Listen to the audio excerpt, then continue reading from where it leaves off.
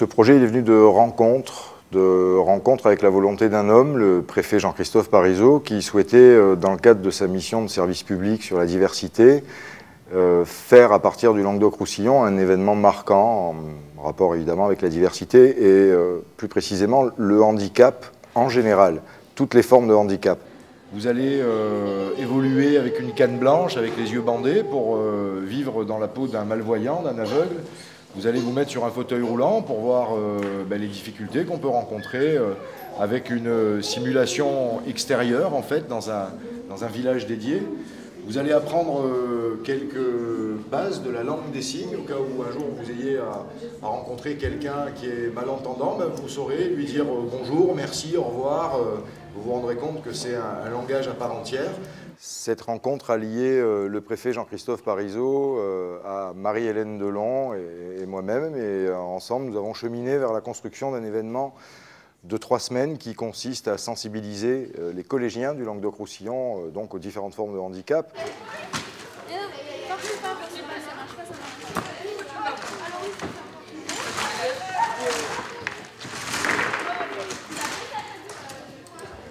Et le handicap fait partie des choses qui font peur et qui peuvent faire découler des préjugés, des idées préconçues, des stéréotypes, des mots que vous apprendrez au fil de la vie. Et bien là, vous saurez exactement ce qu'il en est. Ça vous permettra d'être beaucoup plus fort pour pouvoir en parler d'une part et pour pouvoir échanger lorsque vous serez au contact de personnes handicapées. C'est ni plus ni moins qu'un constat fait aux États-Unis. Pourquoi les gens de 15, 20, 30, 50, 70, 90 ans sont très conscients de pas mal de formes de handicap et vivent avec, eh bien parce qu'ils l'ont appris à l'école, tout simplement. Et on se rend compte que c'est peut-être la classe de 5e, en l'occurrence, un âge où on n'est plus un enfant et pas encore un adulte, et un âge où on est peut-être en plein début de questionnement d'ailleurs aussi. Est-ce que c'est difficile? Un peu. Qu'est-ce qui est difficile? Parce qu'on ne voit pas et on doit se diriger juste avec la canne. Ils sont réceptifs à la différence, ils sont réceptifs à la justice.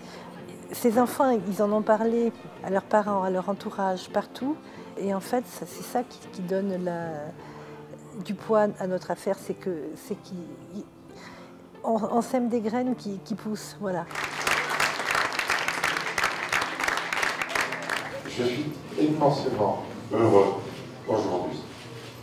Immensément heureux de voir cette salle remplie et de savoir que 60 collèges de la région Languedoc-Roussillon participent à cet événement.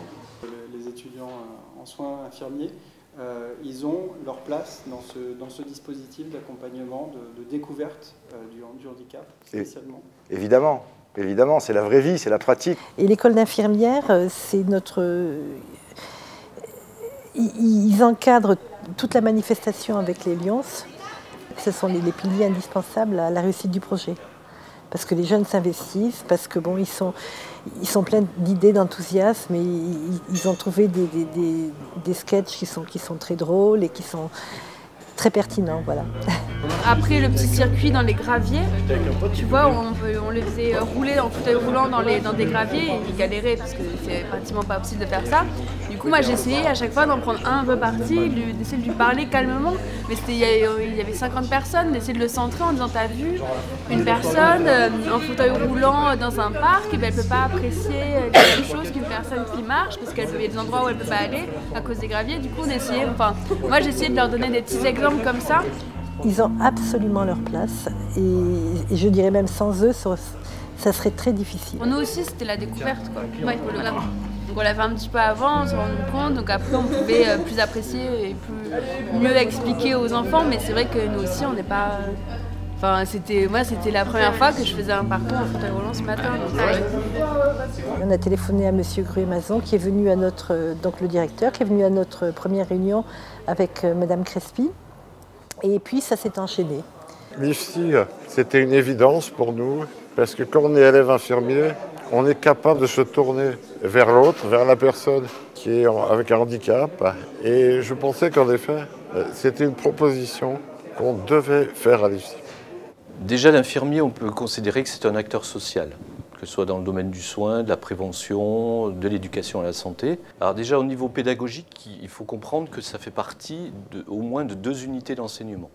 Une qui est complètement impactée, c'est l'unité santé, maladie, handicap, accident de la vie.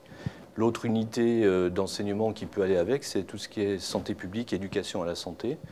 Donc ça rentre bien dans le cadre pédagogique de la formation en soins infirmiers actuelle. On va juste les accueillir là et puis... Il y a 4 personnes là, vous vous mettez chacun derrière une et vous essayez d'équilibrer les groupes. Les étudiants vont participer et faire participer des collégiens à des activités en lien avec le handicap. Suivez-moi, on va juste là. Si vous voulez, on va simuler le vieillissement avec une combinaison. Donc j'aurai un truc sur le dos qui sera un peu plus lourd, j'aurai des articulations un peu gênées avec certaines protections. Est-ce que vous pouvez vous imaginer qu'une personne âgée a la vue, ouais. D'ailleurs, je vais mettre des lunettes. Alors, ce que nous cherchons d'abord, c'est développer des compétences en matière d'éducation, d'information, de prévention, à partir d'un vécu événementiel. On a du mal à penser. D'appréhender le handicap d'une façon pratique, sur place, avec de rencontrer des personnes, des associations. C'est une manière pédagogique d'apprendre plus intense. Peux-tu répéter plus fort? Rencontre là avec les difficultés. La première déjà, c'est pour plier juste les coudes là, comme ça nous sert. On a beaucoup moins d'amplitude. Et après, rien que pour les gestes un peu plus minutieux, rien qu'enlever un bouchon, on voit presque rien, on voit pas sur les côtés, donc on est obligé vraiment d'être en face. Et après pour l'adresse, comme on a un poids un peu plus lourd, on se sent plus lourd, on a du mal à faire des gestes précis et à forcer, à avoir la bonne dose.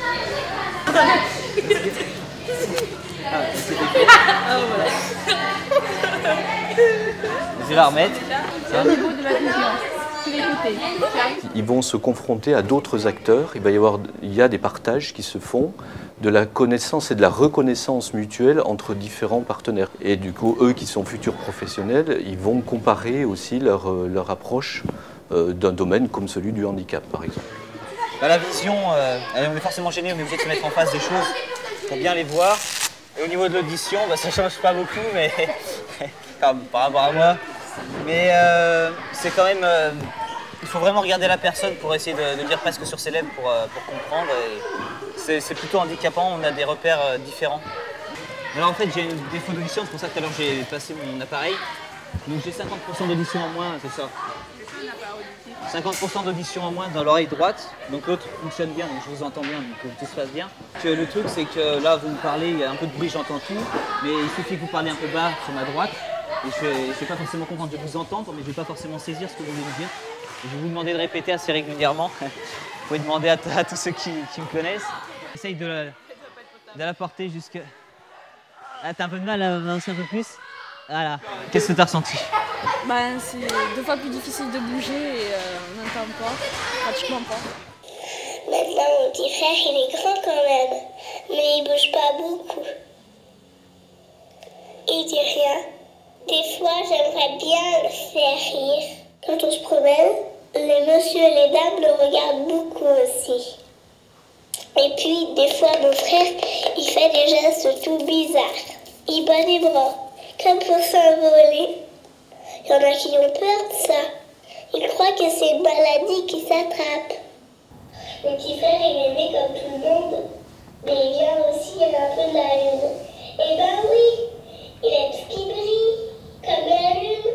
Chaque mot de ce court-métrage avait son importance. Tu peux l'attraper quand on est sur la vie? Non, d'abord, l'autisme, c'est déjà dans l'enfance, dans le ventre de la maman que ça commence, et ce n'est pas contagieux. Chers élèves, je suis heureux d'être parmi vous aujourd'hui et je voudrais vraiment que vous puissiez vivre cette journée comme un moment extraordinaire, même si pour certains, c'est leur ordinaire. Dans une société égoïste qui se replie sur elle-même, vous avez la chance, les enfants, de vivre ce que vous êtes en train de vivre. Vous êtes tous assis ensemble côte à côte, filles et garçons. Les filles et les garçons à égalité, les hommes et les femmes égaux. Égaux sur les mêmes emplois, égaux dans la vie, le même respect pour les uns et pour les autres. C'est ça que vous allez apprendre. Il suffit de regarder le contexte dans lequel on vit et justement l'énergie qui est déployée où un handicap devient un positif quand on accepte de vivre avec. Je pense qu'avant j'étais aussi différente mais que ça ne se voyait pas. Et puis maintenant, 10 ans après mon accident, je me rends compte que j'ai adapté ma vie. Donc je n'ai pas de problème particulier lié à mes déplacements. J'arrive à gérer mon fauteuil roulant, mes béquilles, chez moi, mon travail. J'ai repris une activité normale au travail, j'ai repris mes activités sportives. Je fais de la compétition et je suis sportive de haut niveau. Je continue à voir mes amis, à faire des sorties. Par contre, ce qui continue à me déranger aujourd'hui, c'est le regard que les gens peuvent porter sur moi. Et comme disait Paul-Éric tout à l'heure, je pense que c'est lié à une méconnaissance du sujet.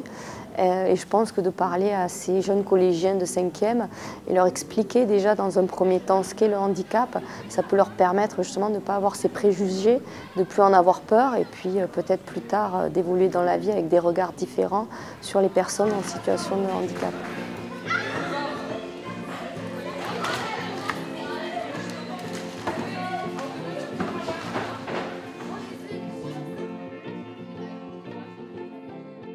Les enfants ont vraiment aucun problème, par rapport au handicap, ils sont spontanés et c'est vrai que les questions qui leur viennent à l'esprit, ils sont capables de nous les ressortir immédiatement sans aucun problème, quoi. Ça, c'est toujours agréable.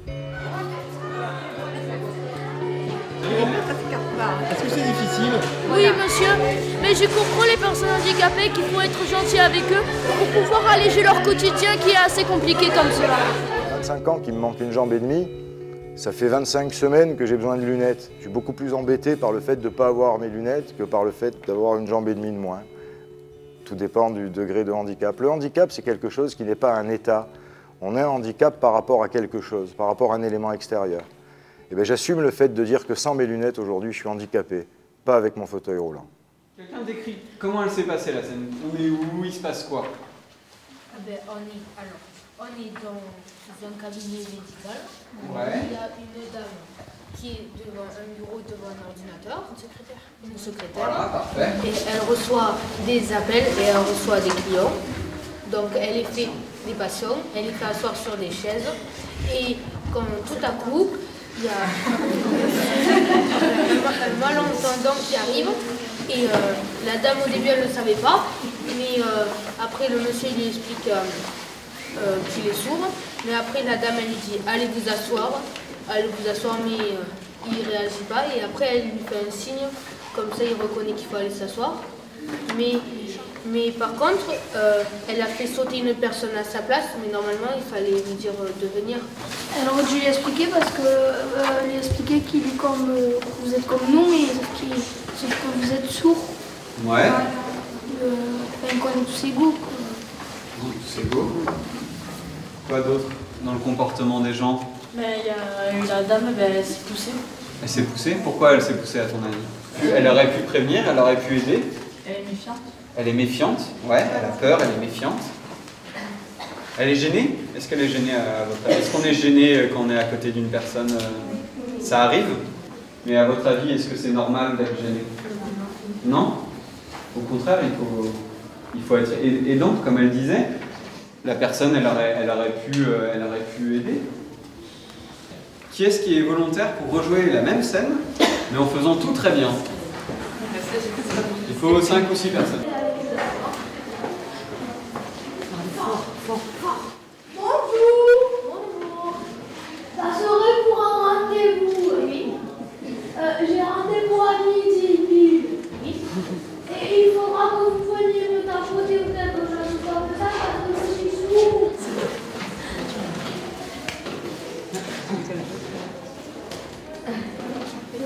Merci.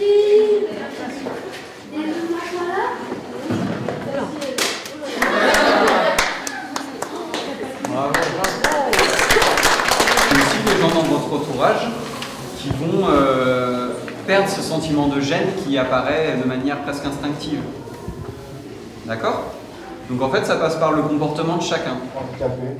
C'est votre regard aussi, des fois, qui crée cet handicap. Une personne en situation de handicap, les 3/4 du temps, ce qu'elle demande, c'est de l'aide, mais pas un apitoiement ni de la pitié sur soi. Elle veut être considérée comme une personne à part entière, avec sa singularité, avec son handicap. ce projet, il y a des étudiants infirmiers qui sont là pour faire l'animation, pour accueillir les enfants et les encadrer. Par rapport à eux, qui sont des futurs soignants, vous avez senti aussi qu'il y avait un petit déclic parfois, qu'ils avaient peut-être des représentations, des a priori en arrivant qui se sont envolés? Peut-être, en tout cas je l'espère. C'est vrai qu'il y en a plusieurs du coup qui ont essayé aussi les fauteuils roulants ou d'essayer de se mettre les yeux bandés. Et je pense que c'est important parce qu'après, une personne qui est en situation de handicap, quand elle est hospitalisée pour des examens ou autres, c'est vrai que les gens, les soignants ont tendance à surprotéger et à voir toutes les personnes, par exemple en fauteuil roulant, moi je vais parler de mon cas, comme quelqu'un qui n'est pas forcément autonome. Donc c'est bien de l'être parce que tout le monde ne l'est pas. Mais après, des fois, il y a peut-être une surprotection et c'est bien de voir aussi que finalement, il y en a d'autres qui sont aussi tout à fait autonomes et qui arrivent finalement à avoir besoin de très peu d'aide. Il n'y avait pas que le handicap dans la différence, et le titre de la journée est bien trouvé comme ça, différent comme tout le monde.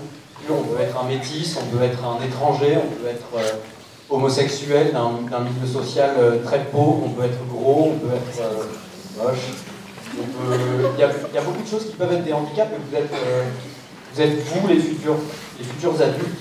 Vous serez peut-être recruteur, vous serez peut-être enseignant. Et c'est ça aussi qu'il faut retenir, c'est que la journée est très bien faite, elle est très centrée sur le handicap, c'est très bien, c'est le but. Mais il y a aussi d'autres formes de différence. Donc je suis ravi de participer avec mon équipe. Je suis content pour nos étudiants parce que je crois qu'ils passent très bien vis-à-vis des personnes qui ont droit à un service. On vous le confirme, ça se passe plutôt très bien, ils sont plus impliqués. Ouais. Alors on les a préparés au mieux, mais ils ont aussi une certaine vocation, un certain enthousiasme qui est assez communicatif. Et leur âge aussi permet aussi d'accéder peut-être facilement aux élèves de collège. Voilà.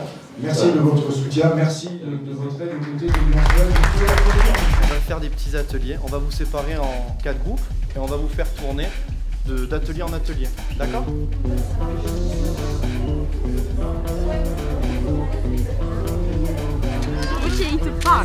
Est-ce que c'est dur? Oui. Tout droit.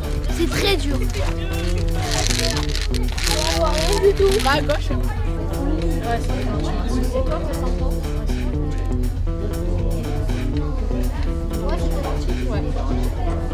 Ça va bien?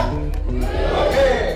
Alors d'abord, je voudrais vous dire bravo à vous les élèves, parce que sincèrement, vous m'avez donné une belle leçon, c'est-à-dire que vous êtes vraiment très concentrés, et ça c'est cool.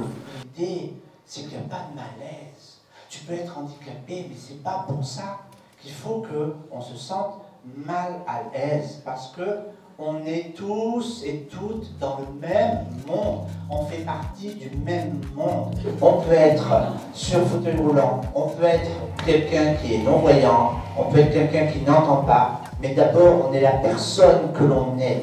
Et vous, pour moi, vous n'êtes pas simplement des enfants, vous êtes la personne que vous êtes, parce que vous êtes important et comme tout le monde. Je vous remercie. Vous avez fait du fauteuil roulant. Qu'est-ce que vous avez senti? T'as eu mal? À pousser. Pour la langue des signes. Tous, merci. Merci.